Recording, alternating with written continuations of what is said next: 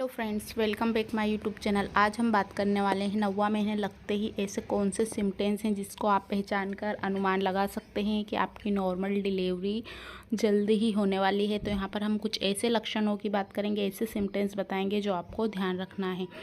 First तो है आपकी पीठ में दर्द होना। अगर आपका 9th मंथ लग चुका है और बेबी ने हेड डाउन पोजीशन कर ली है तो आपकी पीठ में तेज़ दर्द हो सकता है।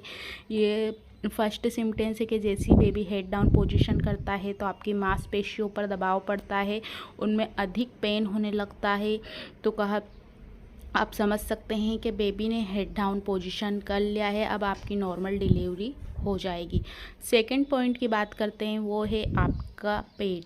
आपको अब जो चेस्ट से लगा हुआ भाग है काफ़ी हल्का फील होगा क्योंकि बेबी बिल्कुल नीचे की तरफ आ चुका है, तो आपको सांस लेने में आसानी होगी।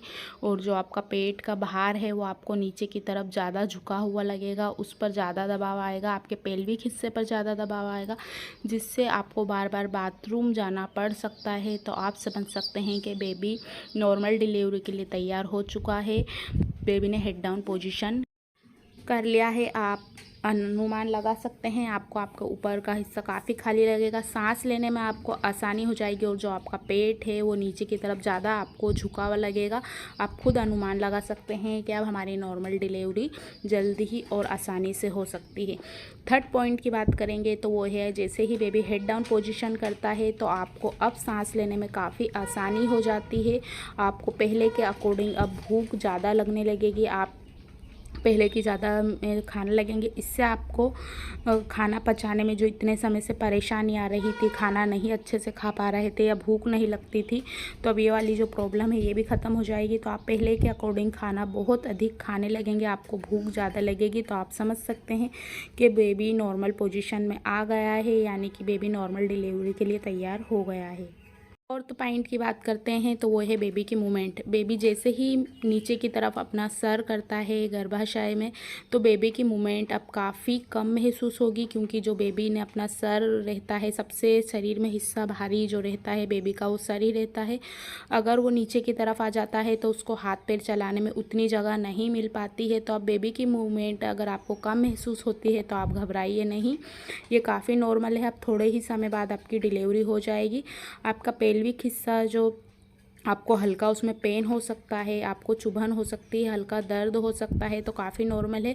कुछ समय बाद जब डिलीवरी होगी तो ये ठीक हो जाएगा, तो इसमें भी आप टेंशन ना लें, काफ़ी नॉर्मल है। तो आप एक समझ सकते हैं, अनुमान लगा सकते हैं कि baby head down position baby ने कर ली है। अब ये वाला जो सिम्टम्स दिखता है, अब थोड़े समय बाद आपकी नॉर्मल डिलीवरी आसानी से हो जाएगी।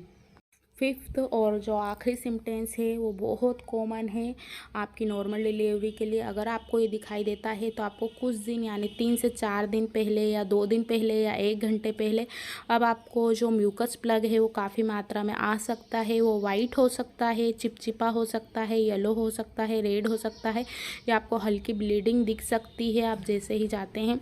तो ये सिम्टम्स है कि अब आपकी नॉर्मल डिलीवरी 3 से 4 दिन में हो जाएगी या 1 घंटे के अंदर हो सकती है। ये कुछ ऐसे सिम्टम्स है जिससे बिल्कुल सटीक हैं कि आपकी नॉर्मल डिलीवरी के चांस आ गए हैं। या आपकी पानी की थैली फटती है, ये भी एक सिम्टम्स है कि अब आपको हॉस्पिटल जाना चाहिए। अगर आपको बहुत ज़्यादा वाटर लीक होता है तो आप तुरंत हॉस्पिटल चले जाइए क्योंकि ये सिम्टम्स है, बेबी अब आने वाला है। इसके साथ ही अगर आपको बार बार लूज मोशन होते हैं, किसी महिलाओं को लूज मोशन बहुत अधिक होते हैं, तो उसके साथ भी उनको थोड़े समय बाद डिलीवरी आसानी से हो जाती है। तो आपको इन छोटी छोटी बातों का ध्यान ज़रूर रखना है।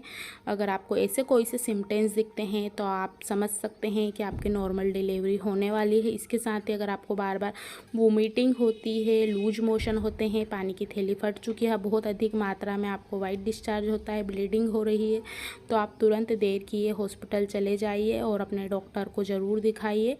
उनकी परामर्श से और उनके ट्रीटमेंट के साथ ही कुछ करिए। घर में कुछ भी 9th मंथ लगने के बाद अगर आपको कुछ भी सिम्टम्स अति होते हैं तो घर पर इसका ट्रीटमेंट ना करें, डॉक्टर की सलाह लीजिए क्योंकि बेबी और आपकी दोनों की केयर का सवाल है। तो आज की वीडियो में बस इतना ही। वीडियो को लाइक कीजिए, चैनल पर पहली बार आए चैनल को सब्सक्राइब करना ना भूलें। आपके कुछ क्वेश्चन है तो आप हमको कमेंट्स बॉक्स में जाकर पूछ सकते हैं।